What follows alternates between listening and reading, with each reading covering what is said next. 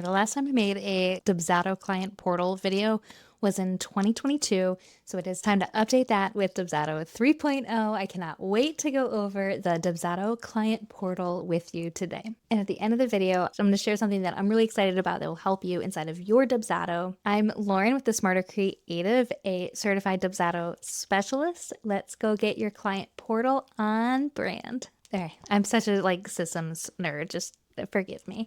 But before we get into the actual settings of your Dubsado, I want to talk about what the Dubsado client portal is. So the Dubsado client portal is a designated login page that your clients can get. They don't have to, for the record, but they can get any invoices, forms, proposals, contracts, emails that you have sent to them, like everything that you've sent to them through Dubsado can live inside of their portal.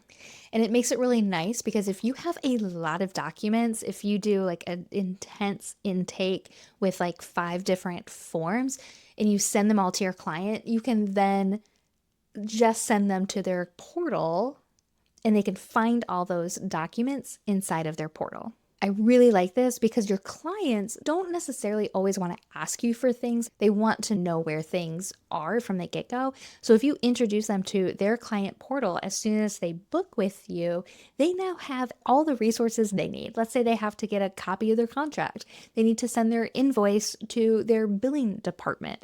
They want to look back on past emails that you sent them, like whatever it is, it's all going to live inside of their portal. And I will say the client portal can easily make the difference of making a business feel really put together versus one that feels like it's ran on a notes app. All right, so I'm going to go inside of Dubsado and show you some of the settings. If you are in Dubsado 2.0, you haven't switched yet, you can watch this video up here. That video is still completely true. It just has the 2.0 settings instead of the 3.0, but today we are all in 3.0. All right, let's get into it. Inside of Dubsado in 3.0, we're going to come down to your bottom here and hit settings. And now we have some different options. So your client portal is here and we have different portal settings. So we have the welcome message. This is going to be on the banner.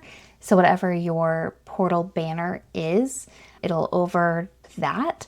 The portal logo, you have the option of doing, which I have turned off both my welcome message and my portal logo because my banners here have my logo on them. And then these are the preview of what everything looks like for colors. I like the banner color to be a darker color, although the banner color doesn't get used because of the images, and then the category headers are used. I'm going to pull up a test client. I'll show you, let me view their portal. So already it has my favicon and name, and it all says Smarter Creative. This is in Dubsado right now. And then my portal image is here, and then my banners are across the top, and then these little headers are where my coloring is coming from in the category header. So that is where your colors come to play. The second tab is called Projects. You could rename that if you wanted to. Instead of projects, you could have bookings, it could say jobs. You can rename it if projects does not make sense for your business. But any previous projects that they've had will be here and they can see all of them as needed. And then their emails are here, and then their profile, which they can adjust the information in the profile themselves. And if I go back home, this is going to be everything that needs action items. So any open invoices, any forms that have not been completed, and then overall they can see we have 1 open invoice, 2 incomplete forms, and then it says 8 unread emails. All right. So that's what it looks like once all of your settings are done. You have 2 different banner sizes. The full width banner for the desktop is really long and skinny, and then the mobile banner is pretty wide. So you can see when I go to the portal, let me see if I can change my screen size. As I shrink it, do you see how this information on the right is starting to get cut off, but the left is staying? And then eventually it cuts over to my mobile band option. So that's my mobile graphic, and then my desktop graphic only has my red lines on the right hand side, right? My full width and then my mobile banner. Inside of Dubsado 3.0, you can have a banner specific to this client and it'll override your banner. So if I were, it's like right now, this banner is a white background with red letters, I can upload the opposite of that. Let me refresh.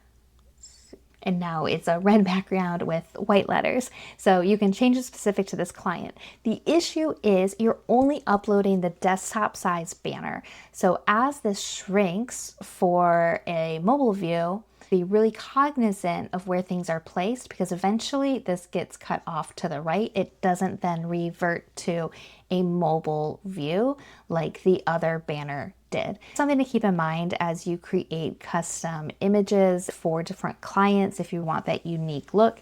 Personally, I don't see the need to create a custom portal banner for your client. That's a detail that is just I don't know, it's a little unnecessary. If your portal is designed well for everybody, I don't see the need where I would encourage any of my clients to do this, mainly because of the sizing. You have less control over what it looks like. So if I got rid of the banner images, then I would want a logo and a welcome message to go over top of my banner color, and then it would be in that font.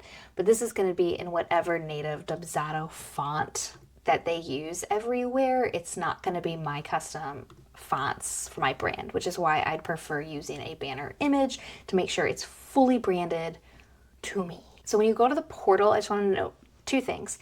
This image here is your logo. That can be found in the settings for your overall styling. So this is going to be your main logo. And then the brand color is where all your buttons are. I highly suggest having your brand color be a darker color because the fonts for buttons are always white. So making sure it's high contrast is really important to consider. I thought about doing my login as red, but this is the same button that's going to be in every email that you send. I'd prefer to have a black and white button overall, even though I do have red in my branding. I'm just going to utilize my logo to pull out the red. What's not in the portal settings in Dubsado 3.0, but it makes a huge difference with white labeling your Dubsado, is the URL customization. So this is where you see at the top of my banner here, my favicon up at the top, my little graphic here, and it says the Smarter Creative, and then it says portal.thesmartercreative.com. It's all branded to me. That is done in this URL customization. So I actually created a CNAME and white labeled my domain name to not be Dubsado, but to be my actual URL. And then I uploaded these bits here, a favicon, a social media preview. If I were to share one of these links with somebody, they would see this preview image when I shared it. In my portal guide, which I'll share at the end, I do have information on how to make sure you set this up properly. So I do recommend you check that out. And what I really love about the URL customization and the fact that this has your logo and colors and everything, your client has no idea that they are inside of Dubsado. They think it's just something completely branded and unique to you. Okay, so you've got your client portal on brand. So how do you share it with your clients? Well, you have two options. You can send them a direct link inside of their project to the portal, and that is a custom link specific to your client. Or you have inside of your portal settings a master portal link for any client of yours to access. The difference between these two is the custom link from the client project doesn't require a custom password. But if you choose to use this singular portal link or like embed it on your website or something, they need both their email and a password. You have to manually set a password. I used to embed the portal on my site and then would set a password for my clients, but I found out my clients didn't go to my website to access the portal. They just went through their emails. So I was taking an additional manual step to customize their password, and nobody was using it. So if you don't customize the password, it'll just say it's blank, then using the internal portal link from the project, they just use their email to access the portal, and they have their unique link to the portal that shows it's their portal. So it just their email will get them access into it. If you do set a password, the password will work for them. But if you don't set a password that way, then they can just use your email and you don't have to change anything else. So if you choose to do option 2, where you actually share your portal link from your website, inside of your client portal settings here, you're going to use this sharing link to share. Because I did not have a portal password set up for my test project, it won't let me log in because this is not a unique link. Like, it's just a general portal link for all of my clients. So in order to do this, I have to do like test. Let me refresh. And now it should allow me to log in. Yep, perfect. So now I can log in. But you have to manually set that for it to work. So that's why I don't embed this on my website or share the main link. I will always just share the portal from within the project and not have a password set. So if I delete it, set it, it's just always going to show blank, which is what I prefer. My favorite place to set up the portal sharing and everything through a workflow. So instead of flows, I'm going to edit this form. So here I have an onboarding kit and a question call. Well, I also want a action that activates the portal. So here I have activate portal, create, and I want this to happen sooner. So I'm going to move it up. So the portal's activated, and then I can send their onboarding kit. And in this email, I can say, check out your client portal, info about it, and then I can use the smart fields, grab the portal link, and then I also like to do use to access it. And then I'll plug in the other link for the portal password. So I will use links, portal password to access it. Perfect. Save.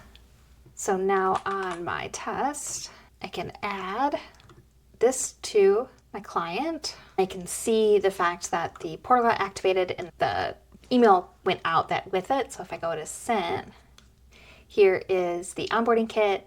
Grab your portal here with information on how to access it. So I can click on that link and use the email to access it. And now they have access to their portal. So that's all completely customized for them.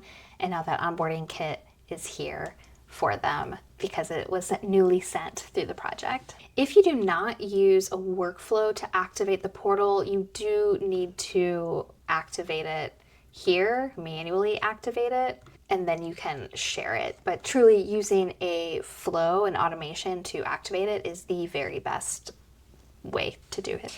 And then anytime you go to send an email to a client, you can always use a smart field link and grab the portal link, and it will have the link for them. So you can always share the portal link with your client as long as it's active inside of their project. Another one of my favorite little tricks for the portal is you can send forms that are just waiting for your client in the portal. So I have a W-9 that I use a Dubsado questionnaire for, and I like using the questionnaire because I link out to the W-9s hosted in Google Drive, but I have a note on there that they don't necessarily have to issue me a 1099 if they pay me through an online invoice, because my Stripe, who all of my billing is for, they issue me a 1099. So it's like duplicate 1099s. Like they don't have to issue me one because it's being recorded. That income's already being recorded. It's fine if they want to.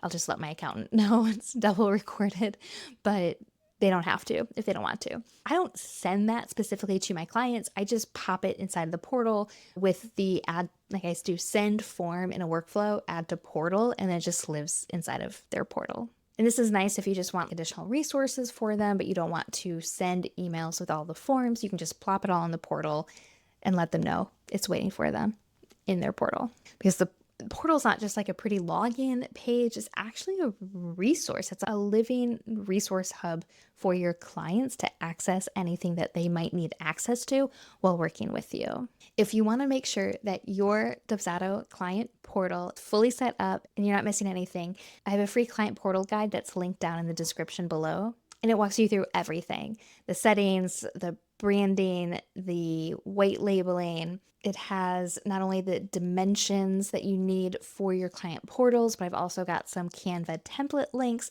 to get you a starting point for your own client portal, images, and it's got checklists written out for you to just see everything that you need to know while putting together your client portal. So grab that, it's free, link down below, and it'll save you a lot of clicking around trying to make sure you didn't miss anything.